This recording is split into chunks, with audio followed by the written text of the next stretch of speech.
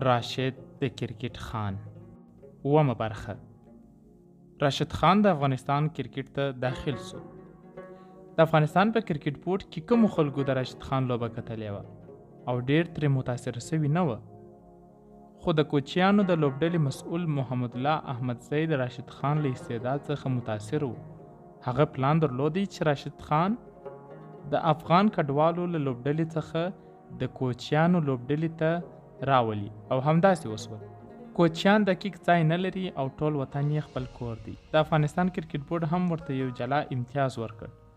د بورډ په چوکاټ کې د 2010 زیږدیز کال کې د کوچیانو لوبډله جوړه سوې وه او څو کاله یې د کرکټ په یو لړ بېلابېلو لوبو کې برخه واخیسته، خو دا لوبډله ډېره زیاته ونه ځلېده.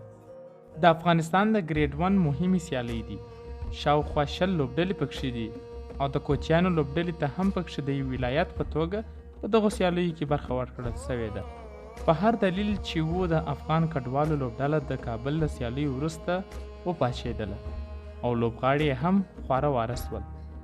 د راشد خان زړه هم یو ډول مات سوی و او نه یې غوښتل چې بیا د افغانستان په کوم داخلي ټورنمنټ کې ولوبېږي، خو په دې نه پوهېده چې د بخت ستوری یې د کابل په میدان کې سترګکونه وهي او د یو ډېر روښان راتلونکي زیری ورکوي. له هغه افغان کډوالو څخه وروسته بیا د کوچیانو ټیم ته زه وغوښتل سوم چې ورته لوبې وکړم.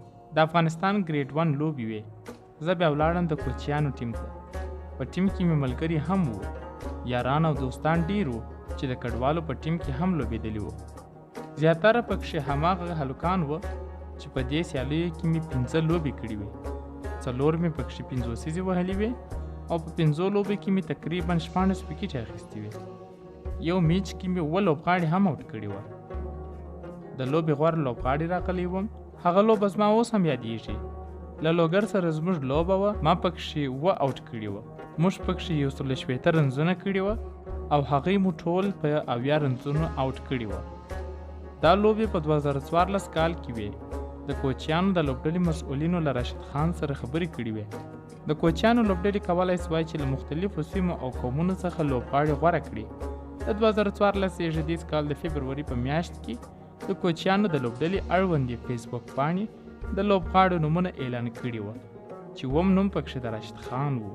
هغه نومان په لاندې ډول دي: اول جلات خان، دوهم ملوک، دریم طاهر، څلورم عبید ترخیل، پنځم ظاهر احمدزی، شپږم ظاهر شهزاد، اووم راشد خان، اتم فضل هادي، نهم دوست محمد تنها، لسم خیرالله سرتور، یولسم ابراهیم، دولسم فرمان، دیارلسم خاطر او څوارلسم شیر خان. راشد خان د کوچیانو په لوبډله کې لوبیږي او اوپننګ بیټینګ یعنی اوله توپ وهنه کوي او هم بالینګ کوي. په فیلډینګ کې هم ښه زمری دی. په هرې لوبې کې راشد خان ځلیږي او د نورو لوبډلو د لوبغاړو او روزونکو پام ور اوړي. د راشد خان د ښو لوبو راپورونه د افغان کرکټ د مسؤلینو تر غوږونو پورې رسیږي. نظیم جار عبدالرحیمزی چې د کورنۍ کرکټ مسؤل دی، دا یې دنده ده چې داخلي کرکټ ته وده ورکړي، نوي استعدادونه او لوبغاړي را پیدا کړي. د په اول ځل راشد خان د افغان کډوالو په لوبډله کې لیدلی و او بیا یې د هغه کومه لوبه نه وه لیدلې. دی خبر سوی و چې د کوچیانو د لوبډلې مسؤل محمد الله احمدزی راشد خان، مسلم موسی، عثمان غنی او ځینې نور لوبغاړي خپلې لوبډلې کې شامل کړي دي.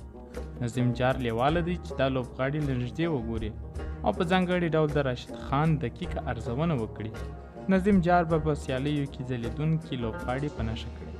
ریکارډونه به یې ثبت کړل او بیا به یې اړوند مسؤلینو ته راپور ورکړ. یو ورځ د راشد خان د لوبو لیدو ته ورځي. ښه مې یادېږي چې راشد خان په دغو سیالیو کې ډېر ښه وځلیدی. اوپننګ بیټینګ یې هم کوي او بالینګ هم. په فیلډینګ کې هم همداسې زمری و. د کوچیانو استازي محمد الله احمدزی راشد خان، عثمان غنی او مسلم موسی له ځان سره راوستي وو. راشد لګیا و، پنجشیر سره یې لوبه وه. 15 که 6 لوبغاړي یې آوټ کړل او شاوخوا 70 منډې یې هم کړې وې. په ده باندې مې سترګې ښخې سوې او هیله مو وه چې دا به ښه ځلیږي او ماشاءالله همداسې وځلیده چې اوس ټول پرې ویاړي. نظیم جار په خپل فیسبوک کې یوه لړۍ پیل کړې وه چې په دغه لړۍ کې هغه د لوبغاړو لنډه یادونه کوله چې په داخلي لوبو کې به ښه وځلیدل او ده ته به یې آینده روښانه ښکارېدله نظیم جار د 2014 کال د مارچ په میاشت کې د راشد خان په اړه هم یو یادونه کړې وه. په دغو سیالیو کې له ځلیدو او ښو لوبو وروسته د بورډ مسؤلینو او روزونکو نور پام هم راشد خان ته واوښت او له دې وروسته بیا د هغه د فوق‌العاده استعداد پټ پاتې نه سو.